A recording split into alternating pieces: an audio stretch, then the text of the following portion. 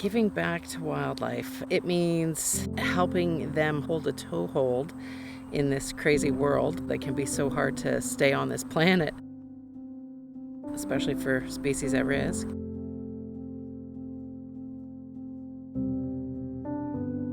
My name is Leah Birmingham. I am the medical director at Sandy Pines Wildlife Center. We are on the land of the Anishinaabe and the Haudenosaunee.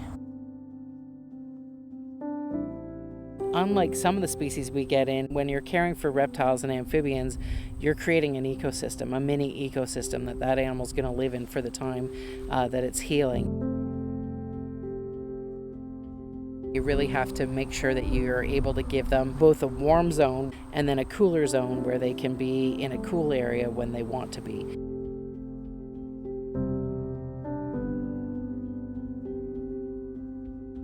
Their humidity needs may range as well, and you have to sort of keep all the different ranges of their ecosystem in mind.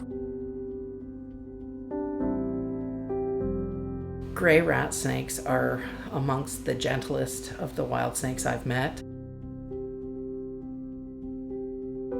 Another threatened species. This one was found in a house in the basement, and so it's assumed the dog brought it in. Amazingly enough, with this one, it has a pretty substantial fracture to its spinal column. There's about a 1 centimeter gap from what we can see on X-ray. But you can see that it is moving its tail with intention, so it's not just a nerve response. We want to make sure that gray rat snakes stay around, so we will try with this one. Today, we just flushed out the wound. I applied a gel that helps tissue heal. And then we wrapped a bandage around it to keep it from getting contaminated again. And hopefully with that there, we're giving it a bit of stability to the broken area as well. Because snakes have a phenomenal ability to heal from things that I don't think a lot of other species could, I think that we have a good chance.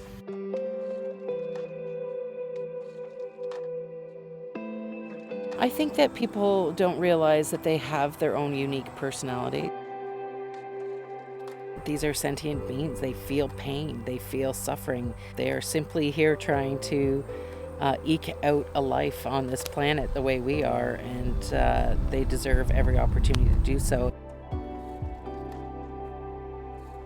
Kids have a huge impact on their families and can really sway the way.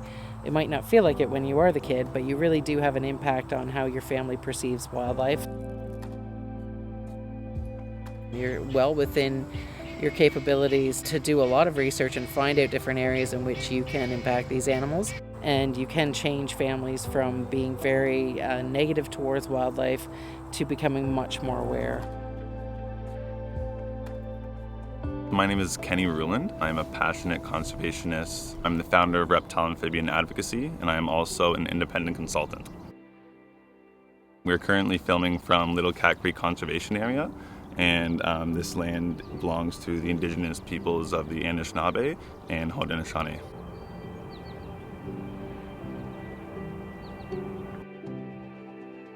Our reptiles and amphibians are doing worse here than anywhere else globally, and that's really, really hard to believe, I think, to some people, because when we think of, rare species, we're thinking of tropical areas, but we have these species disappearing right here in our backyards.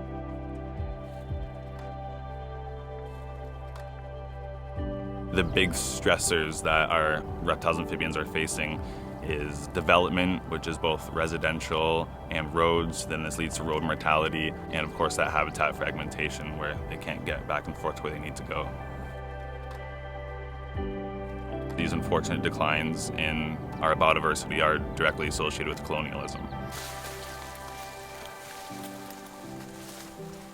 Reptile and Amphibian Advocacy is currently involved in several projects in the province focused on Eastern Hog-nosed Snakes,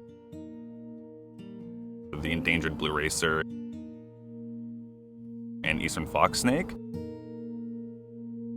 Recently, I received a call from some people in central Ontario, and a gentleman had found a large female hognose, and unfortunately it had been attacked by a raven or a crow. I ended up bringing it in, and Leah at Sandy Pines, she used tissue glue to reattach a scale on its nose that was ripped off.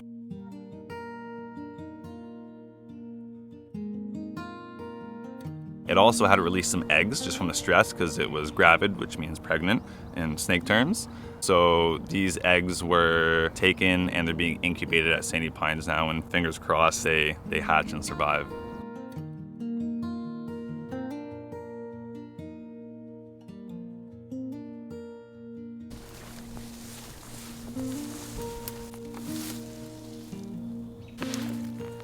Milk snake.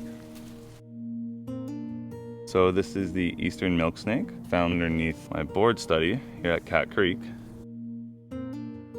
They used to be listed as special concern under the Species at Risk Act, and then some years ago they were actually delisted.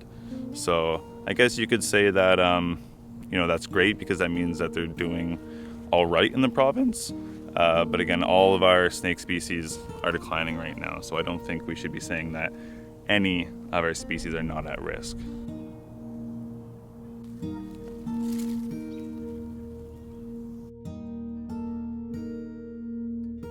My knowledge in herpetology and conservation largely comes from my mentors and just a burning passion being out in the field for hours and hours.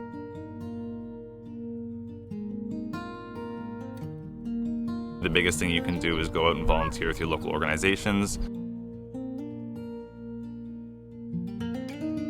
There's not enough people or funding to contribute to the conservation of reptiles and amphibians in Ontario.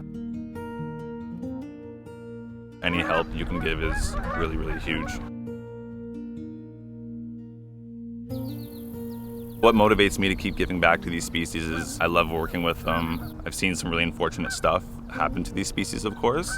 And again, they're declining more every day, so they really do need our help.